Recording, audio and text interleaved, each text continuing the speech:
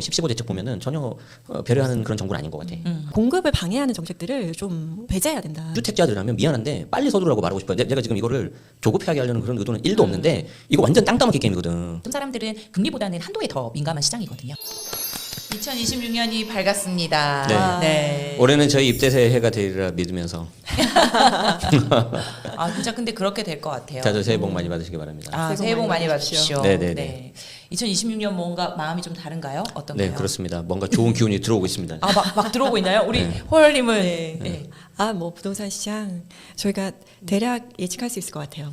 바로 예측으로. 어떻게 하면 바로 한번 작두 타는 방송 한번 해보도록 하겠습니다. 어떻게 예상하십니까? 다른 예상 좀 데 해주세요. 전 보러 가지 말고 입대세로 와라. 입대세로 와라. 네. 입지 한번 점 한번 쳐주시죠. 어디 네. 보세요. 네. 입지는 입지별로 뭐 지역별 양극화는 이미 뭐 다극화는 이미 시작되었고 2026년도에도 아마 비슷한 양상이 계속되지 않을까 싶습니다.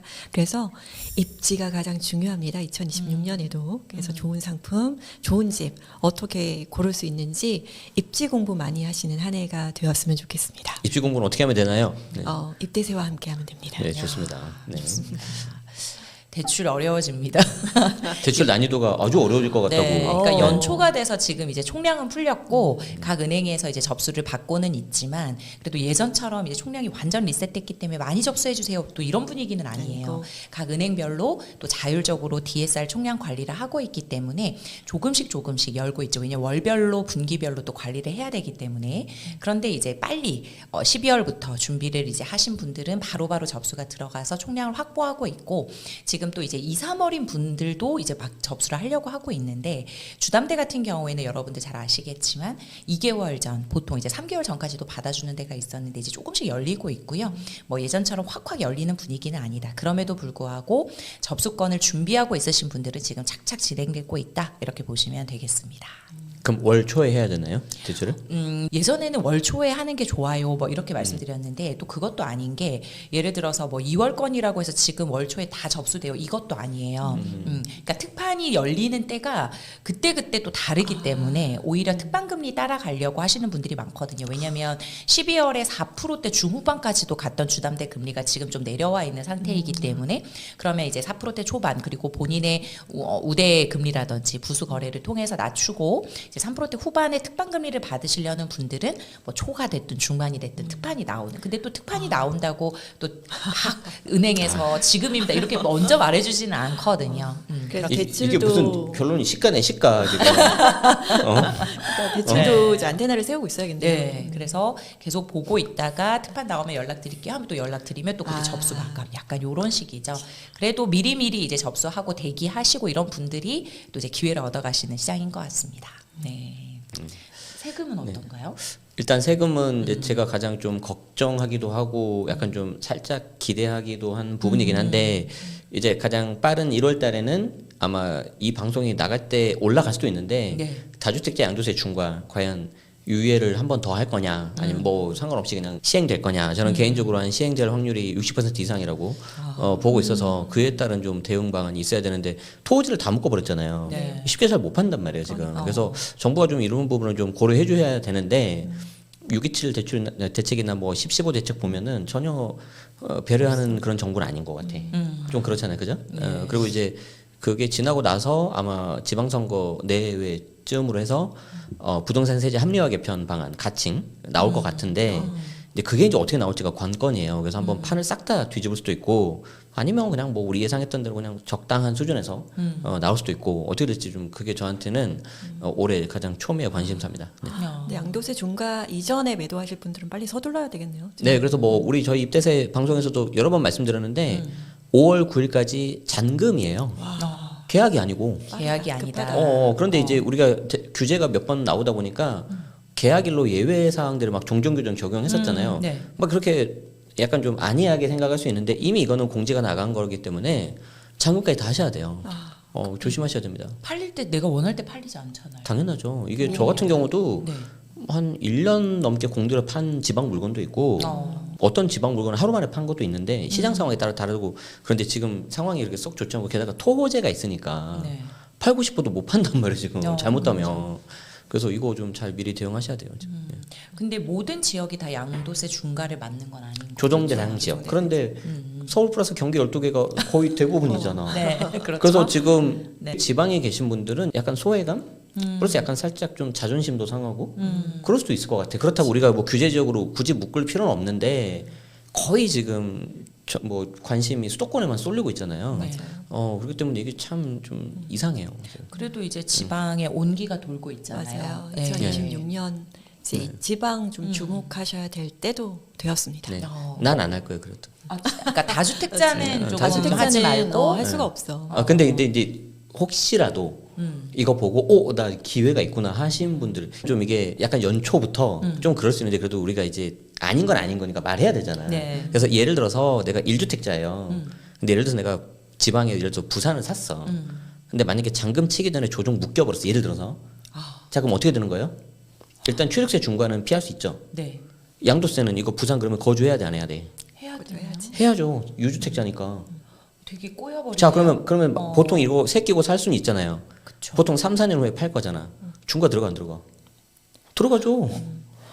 그러면 그거 피하려면 서울 먼저 팔아야 돼. 내가 갖고 있는 거를. 근데 서울이 더 좋은 녀석이면 못 팔잖아요. 그래서 지방으로 접근하실 때는 일단 본인의 포트폴리오를 잘 구성을 하셔야 되고 지방에 거주하시는 분들이 그렇죠.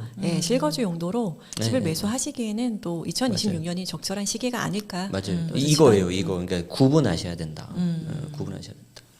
그러니까 다주택자는 함부로 움직이지 말고 전략을 세워야 되는 거고. 다주택자는 좀 2026년에도 좀 정리가 필요하지 않을까 싶습니다. 다주택자는 계속 정리가 필요하네요. 나 계속 정리야 지금. 계속 지금 몇 년째 그런지 몰랐어. 지금 죽겠어 지금. 소재 풀고 취득세 양도세 중과 없애야 됩니다. 네. 그래야 지방에 살 수 있습니다. 왜 그러냐면 항상 이 투자의 본질은 저평가된 물건을 사서 제대로 된 평가를 받을 때 파는 거거든요. 그렇게 해야 되는데 지금 뭐 지방의 일부 지역을 보면은 정말 사고 싶은 물건이 있단 말이에요. 저도 이거 사면 너무 좋을 것 같은데 내가 보고 깜짝 놀랐어요. 이게 이 가격밖에 안 한다고 그러는데 못 사겠어요. 아까 말한 것처럼 12% 티켓을 먼저 내고 그 다음에 나중에 양도세 중과하고 묶일 걸 생각을 하니까 사고 싶어도 못 사요. 그래서 좀 골고루 좀 균형 발전되려면 중과 없애십시오. 다주택자는 대출 규제에서 좀 배제시켜야 된다. 오히려. 왜냐하면 지금은 다주택자가 움직이는 시장이 아니라 뭐 서민 실수요자나 무주택자, 1주택자 갈아타기 시장이 있기 때문에 이 다주택자가 가지고 있는 임대 물량이라도 좀 많이 풀어야 되잖아요. 그러니까 재개발 재건축의 속도를 못 낼 것 같으면 우리 다주택자의 공급 속도라도 좀 낼 수 있도록 지방에서라도 뭐 DSR을 안 본다라든지 또는 말씀드린 대로 우리 무주택자가 지방에서 집을 살 때는 정책자금 대출의 총량 규제를 풀어준다라든지 또는 좀 대출 한도를 많이 늘려준다라든지 이런 식으로 좀 특화된 지방 특화형 뭐 보금자리론이라든지 이런 대출이 좀 나와서 지방에 있는 부동산 시장을 진짜 조금 균형적으로 발전시키고 좀 육성을 시키려면 무주택자에 대해서도 그리고 특히 이제 내 집 마련을 하려는 그런 그 층에 한해서도 확확 지원이 조금 나갔으면 좋겠고 다주택자는 아예 전 DSR 뭐 DTI도 안 봤으면 좋겠어요. 그렇게 해서 좀 원활하게 좀 평균적으로 잘 다 같이 동반 성장을 하든 그렇게 해야 뭐 똘 원으로 해서 더 높은 트로피로 돼서 계속 신고가 찍는 그런 거는 조금 멈추지 않을까. 왜냐하면 저도 만약에 지방에 사는데 똑같이 비규제 지역 70%, 서울도 70% 그럼 서울에 내 집 마련할 것 같거든요. 근데 그렇게 하지 말고 지방에서는 70%지만 DTI만 본다. 약간 이런 식이면 지방에 있는 또 좋은 물건들이 있잖아요. 그런 물건들이 또 순환이 될 거고. 그렇기 때문에 오히려 수요 억제책으로 너무 막 누르지만은 말고 좀 풀어주는 쪽으로 좀 가면 어떨까 이런 바람을 좀 해봅니다. 공급해야 됩니다. 공급 정책 방향을 수요 억제로 가는 게 아니라 공급 정책으로 방향을 잡아야 되는데 지금 현재 상황에서는 뭐 삼중 규제 시대잖아요. 그래서 세금, 대출, 뭐 입지에서도 토지 거래 허가고요. 이런 규제들로 어쨌든 수요를 억제하고 있는데 공급을 많이 할 수 있는 정책을 펼쳐야 되는데 그러려면 우선 토지 거래 허가고요.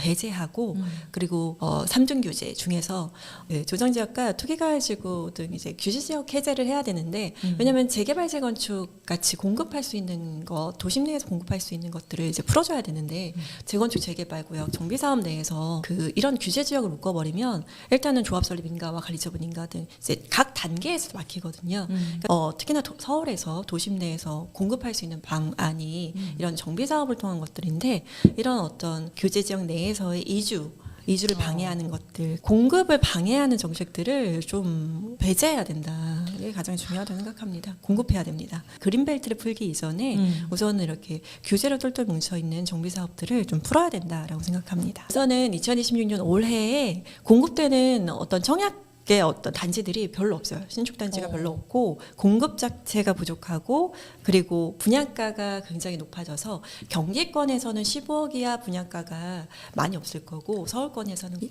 국민평형 기준으로 18억 초과하는 단지들이 굉장히 대거 등장할 텐데 그야말로 로또 청약, 분양가 상한제 지역은 로또 청약인데 이 로또 청약 지역은 자금을 많이 가지고 있는 특별 공급 자격이 있는 분들, 젊은 분들 이런 분들이 청약을 할 수가 있겠죠. 그야말로 이제 돈이 있는 무주택자 분들이 로또 청약 받을 수 있는 시장이고 분양가 상한제가 아닌 지역이라고 하더라도 분양가 자체가 워낙에 높아서 그리고 대출은 안 되죠.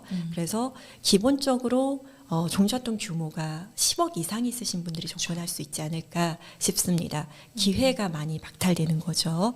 그래서 청약으로도 내 집 마련하기가 굉장히 어려운 시장이 올해 시장이 아닐까 싶습니다. 이제 트리니엄 같은 경우에는 사실 좀 여러 가지 전략이 필요한 단지입니다. 그러니까 우리가 일반적으로 봤을 때는 이제 15억 이상의 분양가를 가지게 되면 뭐 이제 4억 나오냐, 뭐 2억 나오냐, 뭐 이런 거였는데 또 이제 중도금 대출 규정이 굉장히 빡빡한 단지였잖아요. 예를 들어서 중도금 대출을 받게 되면 나중에 뭐 1순위라든지 2순위라든지 즉 금융권이 들어오는 시행사 협약은행에서 근저당을 설정할 때까지는 즉 보존 등기 나와서 근저당 설정할 때까지는 임대차 계약을 할 수가 없다. 즉 이게 바로 우리가 실거주하지 않아도 되고 전세를 한 2년 정도 줘도 된다고 하더라도 이런 중도금 대출 규정을 뚫는 것도 웬만한 전략이 없었으면은 그거를 뚫지 못하는 그런 것들이 있기 때문에 일반인들이 접근하기에는 굉장히 어려운 그런 시장입니다. 그래서 보통은 이제 일반적으로는 한 2억에서 4억 정도만 나는 대출 받고 나머지 다 현금 쥐고 있는 분들만 들어왔죠. 들어왔기 때문에 저에게 이제 또는 저희 그 입대세 코칭 오신 분들을 보면은 보통 이제 돈이 있으신 분들은 코칭을 안 오죠. 근데 이제 돈이 약간 부족한데 이걸 어떻게 전략으로 뛰어넘을 수 있을까라는 분들이 사실은 전략을 짜고 코칭을 오시는 거기 때문에 그런 분들은 사실 또 도움을 드릴 수 있는 방안들이 있었기 때문에 저 입대세가 있다고 생각을 합니다. 그래서 더더욱 올해부터는 이제 공개적으로 말씀드리기에는 약간 애매한 그러나 전략은 있고 방법은 있는 이러한 것들을 좀 더 디테일하고 개별적으로 다가가서 알려드리는 입대세 프라이빗 코칭이 더 심화되지 않을까 이렇게 보고 있고요. 저희도 최선을 다해서 준비를 하고 그다음에 최선을 다한 전략을 드리면 그렇게 해서 준비가 되는 분들은 기회를 잡겠지만 일반인들은 조금 힘들지 않을까. 그래서 조금 씁쓸한 시장, 이런 시장들이 펼쳐지지 않을까 싶습니다. 왜냐하면 재당첨 제한 제한이라든지 또는 잔금 사고가 날 수 있는 경우가 많기 때문에 정말 전략을 잘 세우셔야 됩니다. 그래서 선당후금이 조금 옛말이 된 것 네, 같아요. 맞아요. 네.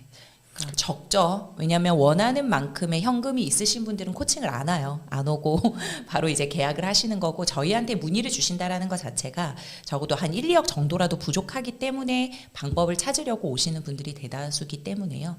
또 이제 그런 분들을 또 저희가 또 방법을 찾아드리면 되게 뿌듯한 코칭이 되는 거고 또 방법이 있어요. 또 찾다 보면 그렇죠. 본인은 이제 자본금이 없다고 생각하셨는데 또 자본금이 마련되는 그러한 방법들이 나오기 때문에 또 세금적인 측면에서 나는 이 부분은 좀 넘어가야겠다고 생각했는데 넘어가면 또 안 되는 걸 또 제네시스방님이 또 짚어주기도 하시고 그리고 이제 청약에 당연히 당첨될 줄 알았는데 당첨이 안 되신 분들은 또 허얼님이 여기 말고 다른 입지로 하셨을 때 더 만족도가 있으시기도 했고 그러니까 여러 가지 사례가 있으니까 내가 청약이 안 돼서 뭐 너무 절망적이다 이렇게는 생각 안 하셨으면 좋겠고 또 2안 3안까지도 저희 입대세와 함께 그런 전략을 세워가시는 한 해가 되셨으면 좋겠습니다. 그러니까 이제 한국은행 같은 경우에는 금리 인하 기조로 가져가다가 작년 그러니까 11월 말부터 해서 12월에는 금리 인하 가능성으로 그 뉘앙스 자체를 바꿨어요. 그래서 이제 올해가 됐는데 2026년도에는 금리가 막 상승을 할까 뭐 이러한 것보다는 그 하락 기조를 어떤 식으로 속도 조절을 할까 이게 조금 관건인 것 같고, 만약에 예를 들어 외부 변수가 그렇게 크지 않은 이상 금리 인하 기조는 그래도 조금 가져갈 거는 같은데 그 속도가 어떻게 될지에 따라 조금 달라질 게, 이게 변동금리랑 고정금리로 나눠서 봤을 때 보통 지금 우리가 이제 변동금리로 했을 때 사실 코픽스 금리가 반영이 되면서 금리 인하에 체감을 할 수가 있는데, 보통은 지금 스트레스 DSR 때문에 대출 한도를 많이 가져가시려면 변동금리보다는 주담대 같은 경우에는 고정금리로 많이 가져가시거든요. 그렇기 때문에 크게 이 변동금리 또는 이제 그 금리 인하의 그 체감을 바로바로 느끼지는 못하세요. 근데 확실히 작년보다는 금리가 좀 많이 내려와 있는 상태이기 때문에 당연히 작년보다는 지금 내가 집 사기는 좀 더 좋은 상황이다. 즉 금리가 조금이라도 내려간다라는 분위기가 있으면 신규 차주들이 유입이 되는 조건이 좋거든요. 즉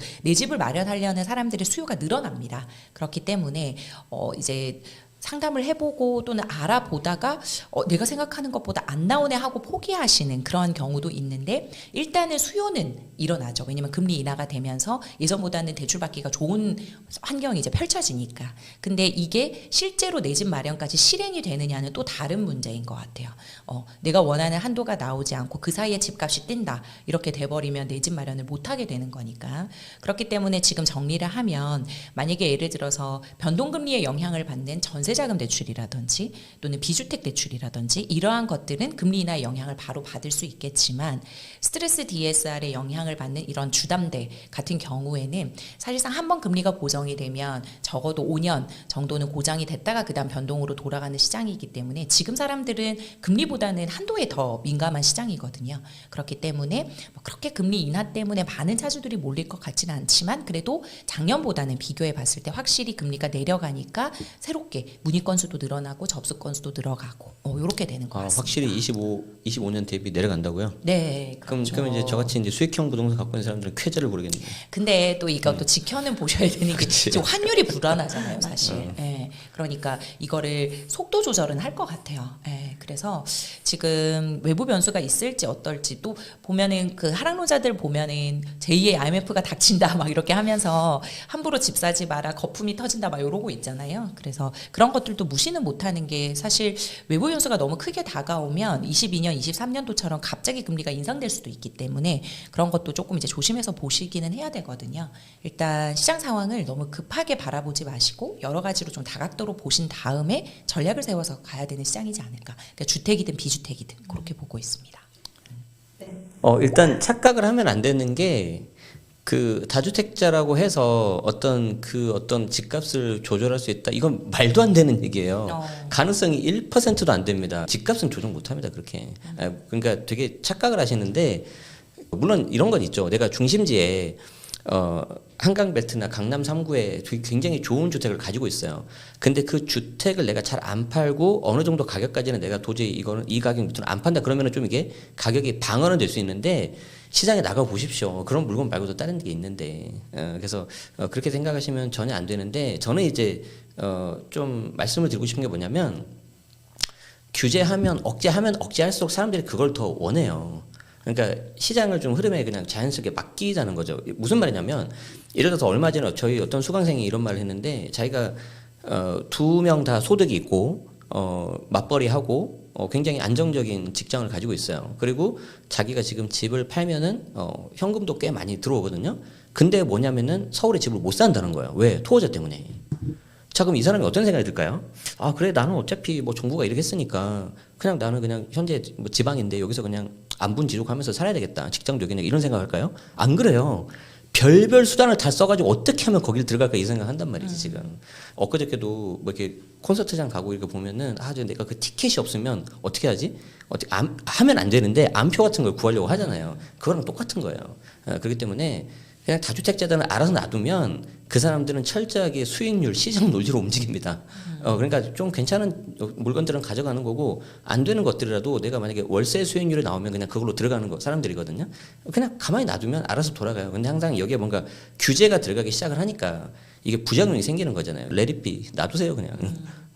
그럼 놔두면 집값이 잡힌다. 아니, 그건 장담 못하죠. 왜 그러냐면 이렇게 화폐를 계속 풀어버리는데 그럼 돈의 가치가 그만큼 떨어지는데 대신 이렇게까지 극단적으로 올라가진 않을 것 같아요. 지금 아까 풀팽님은 대출 같은 경우에 좀 신중하자. 저도 신중하자 오케이예요. 그런데 무주택자들이라면 미안한데 빨리 서두르라고 말하고 싶어요. 제가 지금 이거를 조급하게 하려는 그런 의도는 1도 없는데 이거 완전 땅 따먹기 게임이거든.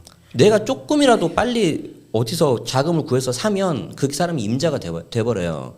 예를 들어서 내가 한강벨트 주변에 한 15억짜리 내가 집을 사고 싶었는데 돈이 한 3억 정도, 2억 정도가 부족해요. 그럼 미안한데 부모님한테 증여를 받으면 한 증여세 2, 3천만 내면 내가 살 수가 있거든요. 근데 지금은 이제 그 가격을 못 사거든. 이거 어떻게 돼버린 거야 지금? 왜 이렇게 한 거예요? 토지로 다 묶어버렸잖아. 조정으로 다 묶어버렸잖아. 그러니까 사람들이 더 그쪽으로 쏠리게 되잖아요 지금. 그러니까 규제 너무 이렇게 인위적으로 하는 건 저는 좀 반대하는 사람입니다. 그런데 2026년에는 이 규제가 조금 더 타이트해지지 더 않을까. 심해질 것 같아요. 그게 타이트해지지 용량이에요. 않을까. 그래서 규제가 풀릴 거다라고 생각하지 마시고요. 무주택자 분들은 사실 수 있는 선에서 가장 좋은 것을 살 수 있는 방법을 좀 연구하시면 좋을 것 같아요. 근데 이제 우리나라가 특히 보면은 굉장히 공동체적 성격이 강하잖아요. 그래서 아파트 같은 상품도 인기가 많고 SNS에서도 정보가 빨리 퍼지고 너무 그러니까 너무 스탠다드가 높아요. 저 정도는 내가 사야 된다. 말해프는 가야지 이거는. 그런 것도 있고 뭐 약간 비유가 비슷할지 모르겠지만 뭐 결혼 같은 거 할 때 쓰더라도 이 정도는 해야 된다. 근데 일단 좀 실속 있게 저도 제가 처음 샀던 집 보면 내가 이런 걸 왜 샀을까 그러거든요. 처음에 다 만족할 수 없어요. 그래서 갖고 있는 여력 내에서 최대한 하시고 대신에 이건 있어요. 예를 들어서 대출도 그렇고 세금도 그렇고 내가 합법적인 방법에서 증여를 받을 때 증여세를 없거나 최소 금액 한 1,000만 원 정도로 받을 수 있다. 받으세요. 대출을 내가 뭐 5억을 받을 수 있는데 뭐 무슨 4억만 받자. 그러지 마시고 5억을 받으세요. 그러니까 할 수 있는 내에서는 최대한 하셔서 좋은 거 하나 가시는 게 맞다. 그거는 좀 당부드리고 싶네요. 많은 걱정만 세금 낼까 울지마 대출 안 나올까 두려워만 우리가 도와줄게 대세 입지 설발 가출 끝 세금제 낼 실수다 우리가 도와줄게 이제 걱정마 입대세 어서와 어서와